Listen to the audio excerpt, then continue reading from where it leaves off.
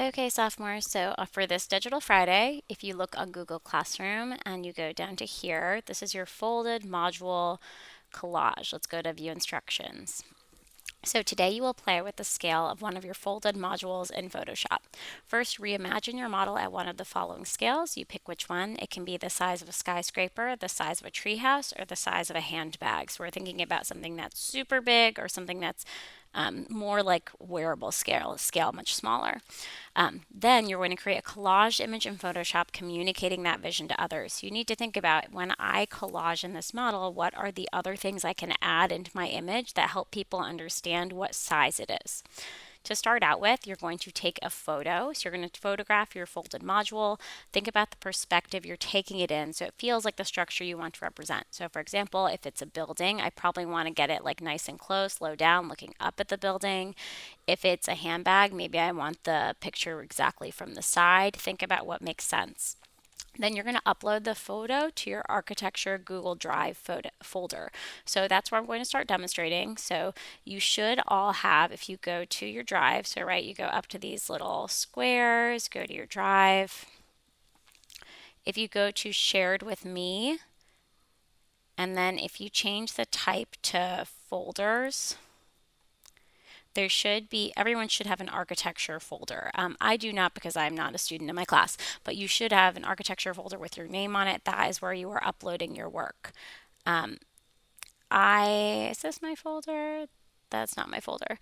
I have a folder that I've already starred and I've already taken a photo. So if I go over to my photos, say architecture, um, I'm borrowing Malachi's model. So this is the picture I took where I'm kind of like looking at it from the side. I can imagine that it's in perspective at this point. This is the photo I'm going to be working with. So I want to download this photo. Once I download it, I also need to make sure I convert it because if I look at my downloads folder, you'll notice it's an HEIC image, which is not something we can work with. So we need to convert that. So I'm going to reduce the size of my Explorer folder here and I want to convert this to a JPEG. To do that, if you go back to the Google Classroom and go to this Convert HEIC to JPEG link and click on here, it's going to bring up this website that we've used before, heic to jpeg.com. I want you to grab this image, copy and drag it into here, and it will convert it into a JPEG for you. Once it is done doing that, it's optimizing. It's still thinking. Then this little button here, if you click on the arrow, it'll download it for you. So now I have that as a JPEG. If I look back at here, I still need two more things. I need a background image of my choosing and a few cutout people to use. So I'm going to imagine that this is like some kind of like Star Wars-ish ship thing happening. So it's almost the size of a skyscraper, right? It's pretty big. And then, so I kind of want like some spacey, moony background, and then I want some little people kind of entering it from the side. So I'm just going to go for a Google image search. And here I'm going to put in space, background, moon, galaxy. And you'll need to think about what makes sense for you. I'm just putting in words that I think will give me something I want. So what if it's, what if I have something like this that it's going to be on? So once I have this, sometimes I can right click and save image as, sometimes it won't let you do that and you need to use your snipping tool. So I'm going to open my link in a new window to see how big this image is. And I'm going to see, well, let me copy, it lets me copy the image. So I'm sorry, I'm going to save the image. So I'm going to do save image as, and I'm going to save it as a JPEG to my downloads folder. So this is, I'm going to call background so I know which one it is. Then I hit save. Okay, the last thing I need, if I go back to my assignment, are some people. So there's a link here to nonscandinavia.com that has pre-cut out people already. So I'm going to go down and look. I want some people who kind of like are walking because I want them to be entering my building. So theirs are all facing me. I kind of want people facing away a little bit. Let's see if they have anybody walking the other way. And if they don't, I'll just deal with what they have. So I'm not seeing people walk away. He's kind of sideways, so he might be okay.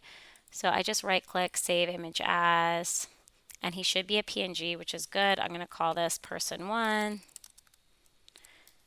And I'm going to save one more. So I'm going to look at, maybe I'll put in these people who are facing the other way. So I'm going to right click on them, save image as, and I'm going to call this person two. Okay, so now my downloads folder, I have my person, I have my background, and I have my photo. So I'm ready to open up Photoshop. So at this point, you're going to open up Photoshop. Make sure you sign in with your school email and with curriculum department. And I'm going to go to File, New. And these can just be the size of a letter sheet of paper. So if you go to Preset, you can do US paper, pick letter, and it's your choice if you want to make it landscape or portrait. But right now, I have it as being portrait. Everything else here is fine. I hit OK. So once I have this, I need to place in my files. There's different ways to do this. I should just be able to drag them right in.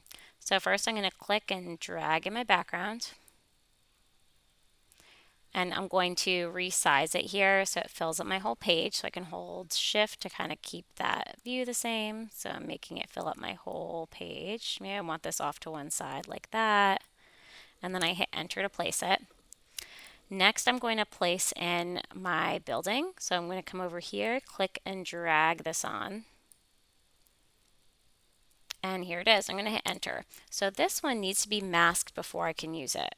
So I'm going to zoom in and I'm going to trace around the outside with a polygonal lasso tool. So if I come over here to my toolbar, if you don't have this, you can go to Window, Workspace, Reset Essentials or Essentials Classic, and it should pop up. So over here, I'm going to grab my polygonal lasso tool and I'm going to trace around the outside. Because we have folded forms, I find this is going to be like the most accurate, kind of easiest way to get it. You can also, if you're familiar with Photoshop, you can use other tools such as the magic wand tool to kind of get all of one color. There's lots of different ways to select, but this is the way I'm choosing because we kind of have this folded form with jaggedy edges and it lends itself well to being traced. So I'm tracing around the whole thing, and then once it's all traced, I want to click on my layer over here.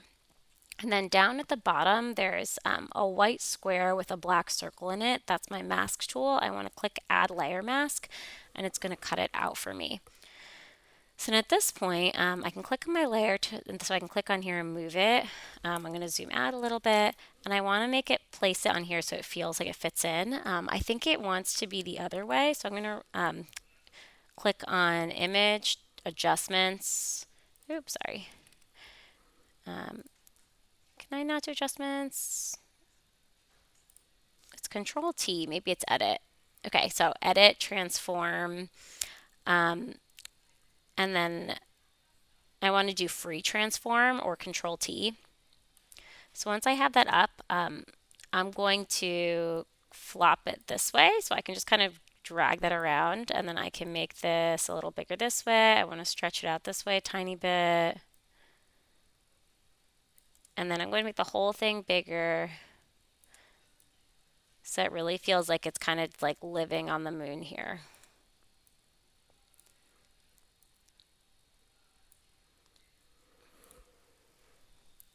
And then hit apply. Okay, so I'm pretty happy with that. I might move it a little over just because I don't like how these things intersect there.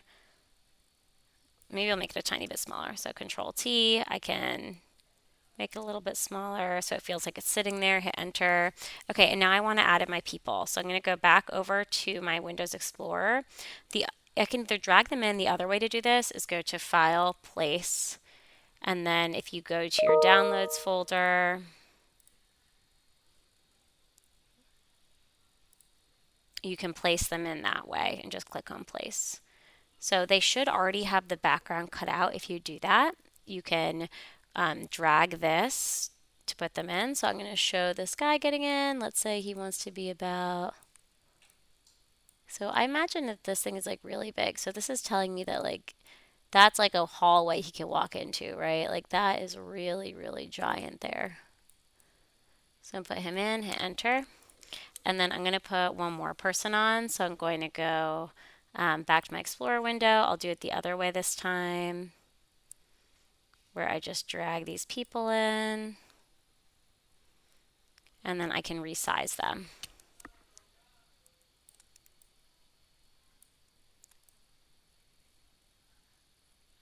And I can have these guys, sometimes I like having people like a little bit more in the front, kind of walking towards something. So I'll make them a little bigger because I can imagine them they're kind of leading you into the image that way. Okay, so if I have lots of time, I would probably change more to make this look more unified, but this is all that you are required to do. I'm going to add one thing to help these people feel a little bit, pop out a little bit more just because they're kind of blending in. So I'm going to add in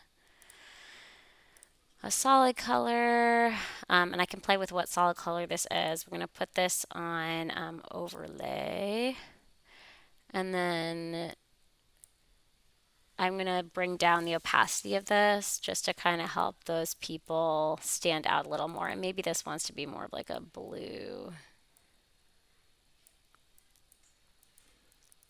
So I'm doing that just to help these people not blend in quite as much as they are right now.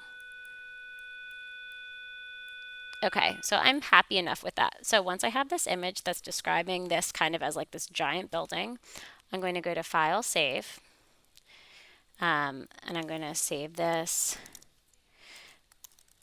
with my name and collage, hit save, and then I also want you to save it as a JPEG. So if you go to File, Save As, it might want to finish saving as a regular before you can save it. So Save As, change this to JPEG, and then hit Save. And then those are the two files that I would like you to upload to Google Classroom, and you are done. Thank you.